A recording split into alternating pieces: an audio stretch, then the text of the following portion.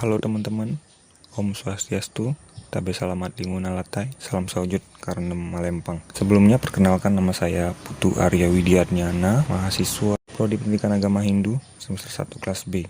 Di sini saya akan menyampaikan materi psikologi pendidikan. Nah, kita mulai dari psikologi.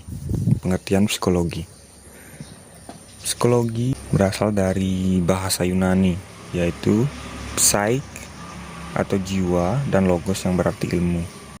Dan secara harfiah, psikologi dapat diartikan sebagai ilmu pengetahuan yang mempelajari tentang tingkah laku manusia sebagai individu maupun dalam hubungannya dengan lingkungannya. Kemudian, pengertian pendidikan. Usaha yang dilakukan secara sadar dan sengaja untuk mengubah tingkah laku manusia secara individu dan kelompok untuk mendewasakan manusia melalui pengajaran dan pelatihan. Nah, dari pengertian tersebut dapat didefinisikan pengertian psikologi pendidikan, yaitu cabang ilmu psikologi yang berupaya menerapkan teori-teori dan konsep psikologi untuk memahami dan meningkatkan pembelajaran dan pengajaran di lingkungan pendidikan formal. Psikologi pendidikan dimaksudkan untuk memberikan pengaruh dalam kegiatan pendidikan, pembelajaran, dan proses belajar mengajar yang lebih efektif dengan memperhatikan respon kejiwaan dan tingkah laku peserta didik, keadaan sistem pembelajaran, cara mengajar, dan peserta di setiap daerah tidak sama. Oleh sebab itu, psikologi sangat penting. Nah, dari uraian sebelumnya, kita lanjut. Apa sih pentingnya psikologi pendidikan? Psikologi pendidikan merupakan disiplin ilmu yang sangat penting dan harus dimiliki oleh guru atau seorang pendidik agar dapat membantu dalam memahami tingkah laku belajar anak didik. Nah, pada prinsipnya, psikologi pendidikan merupakan alat yang penting untuk memahami tingkah laku belajar anak. Psikologi pendidikan ini sebagai alat bagi guru untuk mengendalikan dirinya dan juga memberi bantuan belajar kepada peserta didik dalam kegiatan pembelajaran guna mencapai tujuan dari pendidikan itu sendiri. Psikologi pendidikan dimaksudkan untuk memberikan pengaruh dalam kegiatan pembelajaran dan proses belajar mengajar yang lebih efektif dengan memperhatikan respon kejiwaan dan tingkah laku dari anak didik tersebut. Kemudian kita lanjut ke perkembangan individu. Perkembangan atau bahasa Inggrisnya development adalah bertambahnya kemampuan atau skill dalam struktur dan fungsi tubuh yang lebih kompleks dalam pola yang teratur dan dapat diramalkan sebagai hasil dari proses pematangan. Perkembangan menyangkut adanya proses diferensiasi dari sel-sel tubuh, jaringan, organ, dan sistem organ yang berkembang sedemikian rupa sehingga masing-masing dapat memenuhi fungsinya.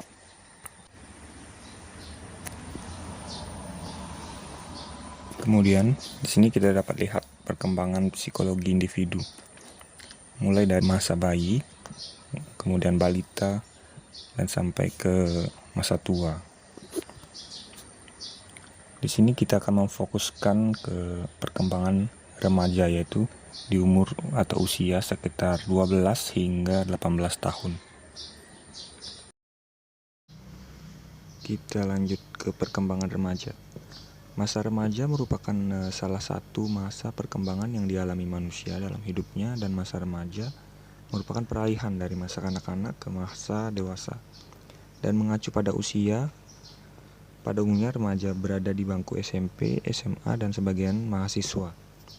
Perkembangan yang dialami mencakup dari segi fisik, psikis, sosial, yang prinsipnya ketiga aspek perkembangan tersebut akan mencapai kematangan pada masa remaja. Jadi, anak-anak diharapkan sudah menunjukkan sikap dewasa pada akhir masa remaja.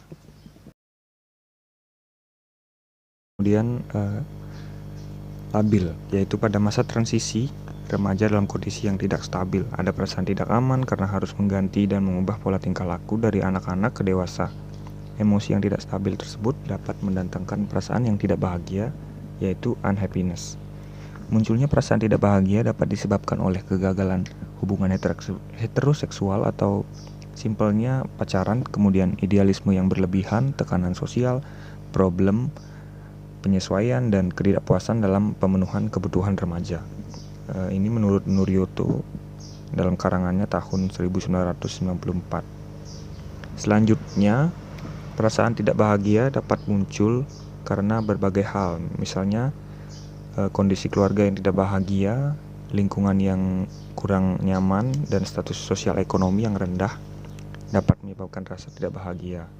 Perasaan tidak bahagia ini berbeda antara remaja perempuan dan remaja laki-laki. Hal ini disebabkan karena adanya perbedaan antara tuntutan terhadap remaja laki-laki dan perempuan. Misalnya saja dalam perempuan untuk tata rias dan lain sebagainya.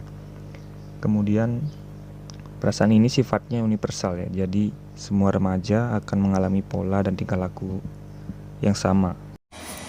Nah, dari pola tingkah laku remaja tersebut yang dapat kita lihat sangat penting untuk mempelajari psikologi, terutama dalam pendidikan. Karena psikologi pendidikan adalah salah satu cabang dari psikologi yang secara khususnya mengkaji perilaku individu, dalam konteks ini pendidikan, dengan tujuan menemukan berbagai fakta atau generalisasi dari teori-teori psikologi berkaitan dengan pendidikan yang diperoleh melalui metode ilmiah tertentu dalam rangka mencapai efektivitas proses pendidikan.